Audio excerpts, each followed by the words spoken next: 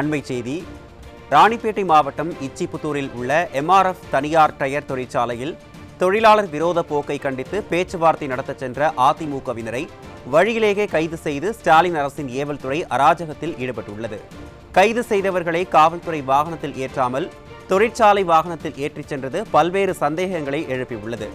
இது தொடர்பான கூடுதல் விவரங்களை தலைமை செய்தியாளர் ஜெயக்குமார் வழங்க கேட்கலாம். ஜெயக்குமார், வணக்கம். விவரங்கள். வணக்கம் அருண். ராணிப்பேட்டை மாவட்டம் அரக்கோணம் அடுத்த இச்சிபுதூர் என்கிற பகுதியில் எம்ஆர்எஃப் தனியார் டயர் தொழிற்சாலை இருக்கிறது.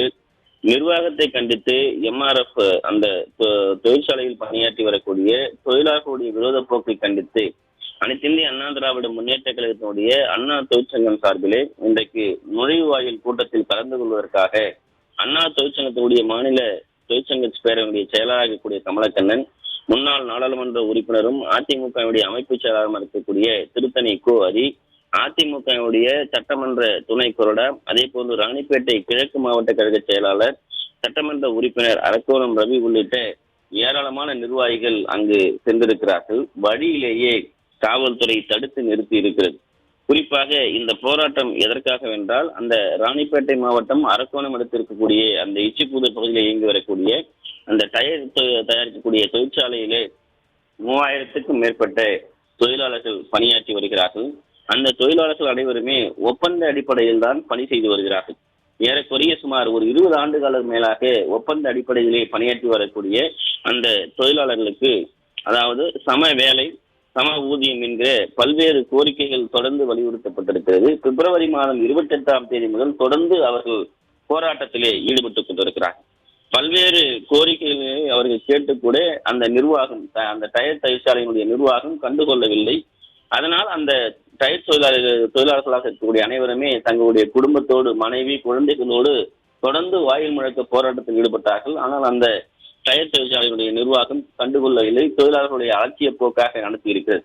இந்த இதெல்லாம் கண்டித்து இன்றைக்கு நுழைவாயில் கூட்டம் அதிமுகவுடைய தொழிற்சங்க பேரவை சார்பிலே இன்றைக்கு நடத்துவதற்காக சென்ற அதிமுகவுடைய நிர்வாகிகள், குறிப்பாக அண்ணா தொழிற்சங்க பேரவையுடைய செயலாளர் கமலக்கண்ணன், முன்னாள் நாடாளுமன்ற உறுப்பினர் கழக அமைப்பு செயலாளர் திருத்தணி கோ ஹரி, சட்டமன்ற துணை கொறடா ராணிப்பேட்டை கிழக்கு மாவட்ட கழக செயலாளர் சட்டமன்ற உறுப்பினர் அரக்கோணம் ரவி உள்ளிட்ட அதிமுக நிர்வாகிகளை போலீசார் வாக்குவாதத்தில் ஈடுபட்டு அவர்களை தடுத்து நிறுத்தி தள்ளுமுள்ளு செய்து அந்த போராட்டத்திலே கலந்து கொள்ள முடியாத அளவிற்கு உச்சகட்ட ஒரு அராஜகத்திலே ஈடுபட்டிருக்கிறார்கள்.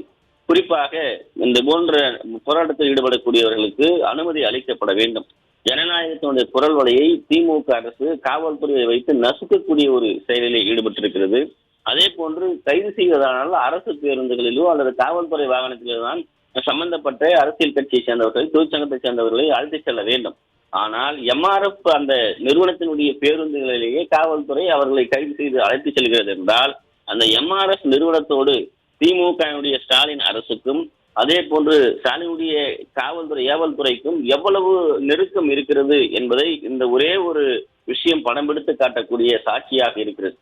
மக்களுடைய, தொழிலாளர்களுடைய வயிற்றில் அடிக்கக்கூடிய செயலை கண்டித்து போராடுகிற அந்த தொழிலாளர்களுக்கு ஆதரவாக செல்லுகிற ஒரு அனைத்திந்திய அண்ணா திராவிட முன்னேற்ற கழகத்துடைய தொழிற்சங்க பேரவை சேர்ந்த அதிமுக நிர்வாகிகளை, அந்த தொண்டர்களில் அனைவரையுமே இன்றைக்கு கட்டாயப்படுத்தி அந்த ராணிப்பேட்டை மாவட்ட காவல்துறையினுடைய இந்த அராஜகம் என்பது எந்த அளவிற்கு அந்த நிர்வாகத்தோடு இவர்கள் ஒட்டி உறவாடுவதும் அவர்களோடு தொடர்பு வைத்துக் கொண்டு இந்த தொழிலாளருடைய வயிற்றில் அடிக்கக்கூடிய செயலில் இவர்கள் ஈடுபட்டிருக்கிறார்கள்.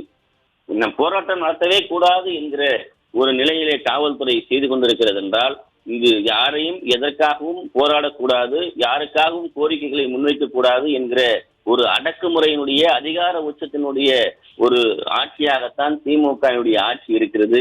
இவற்றையெல்லாம் கண்டு நாங்கள் அச்சப்பட மாட்டோம் என்று அனைத்திந்திய அண்ணா திராவிட முன்னேற்ற கழகத்தின் நிர்வாகிகள் அந்த களத்திலே நின்று போலீசாரோடு அவர்கள் நாங்கள் உரிமைக்காக, தொழிலாளர்களுடைய விரோத போக்குக்காக, தொழிலாளர்களுடைய வயிற்றில் அடிக்கக்கூடிய செயலுக்காக போராடுவதை நாங்கள் தட்டி கேட்கிறோம் என்றுதான் கேட்டிருக்கிறார்கள். இந்த நிலையில் தான் இன்றைக்கு திமுகவுடைய காவல்துறை அங்கு அந்த எம்ஆர்எஃப் தொழிற்சாலையினுடைய அந்த பேருந்துகளிலே அவர்களை கைது செய்து அழைத்து சென்றிருக்கக்கூடிய அவல நிலை ஏற்பட்டிருக்கிறது. அப்படி என்றால் தனியார் தொழிற்சாலைக்கு ஆதரவாக இருக்கக்கூடிய இந்த அரசும் இந்த காவல்துறையும் தொழிலாளர்களுக்கு நம் மண்ணிலே இருக்கக்கூடிய, நம் மண்ணிலே வியர்வை சிந்தக்கூடிய, நம் மண்ணிலே உழைக்கக்கூடிய, நம் மண்ணிற்காக போராடக்கூடியவர்களுக்கு விரோதமாக இருக்கிறது என்பதைத்தான் இந்த நிகழ்வு தோலுரித்து காட்டக்கூடிய சம்பவமாக இருக்கிறது. இன்றைக்கு அங்கு இருக்கக்கூடிய அந்த எம்ஆர்எஃப் நிர்வாகத்திலே பணியாற்றக்கூடிய 3000க்கும் மேற்பட்ட தொழிலாளர்கள் இந்த தொழிலாளர் விரோத போக்கை இன்றைக்கு நடைமுறைப்படுத்தி இருக்கக்கூடிய ஸ்டாலினுடைய திமுக அரசுக்கும் இந்த எம்ஆர்எஃப் நிர்வாகத்திற்கும் தக்க பதிலடி கொடுக்கப்படும். 2026 சட்டமன்ற தேர்தலிலே அனைத்து இந்திய அண்ணா திராவிட முன்னேற்ற கழகத்தினுடைய இந்த பேராதரவிற்கு நாங்கள் தகுந்த எங்களுடைய உழைப்பை, எங்களுடைய காணிக்கையை செலுத்துவோம். அதே நேரத்தில் திமுக அரசுக்கு தக்க பாடத்தை புகட்டுவோம் என்று இன்றைக்கு தொழிலாளர்கள் தரப்பிலே தெரிவித்திருக்கிறார்கள்.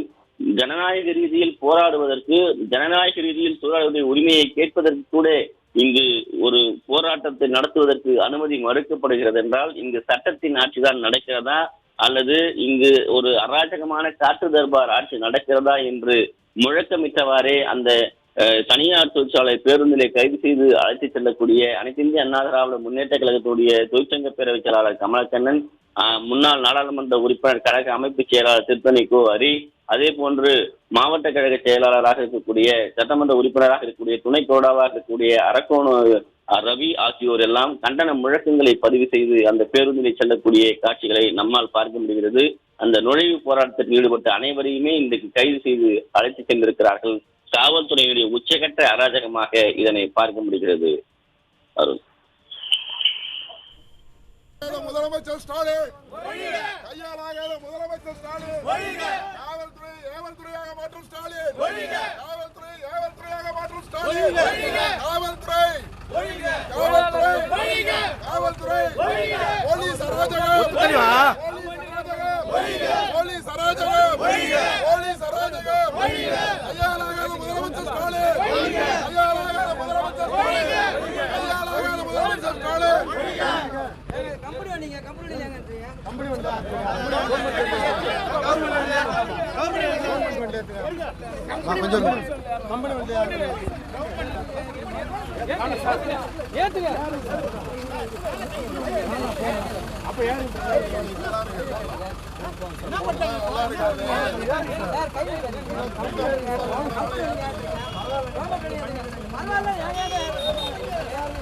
நீங்க வேலை செய்யற ஒவ்வொருத்தருடைய குடும்பமும் நல்லா இருக்கணும்னா ஒன்றுபடுங்க. எவ்வளவு ஒரு அராஜகம் பாத்தீங்களா? போலீஸ் எப்படி கம்பெனி சப்போர்ட் பண்ணுது, எப்படி உங்களுக்கு சம்பள பேச்சுவார்த்தை நடக்கும், எதுவுமே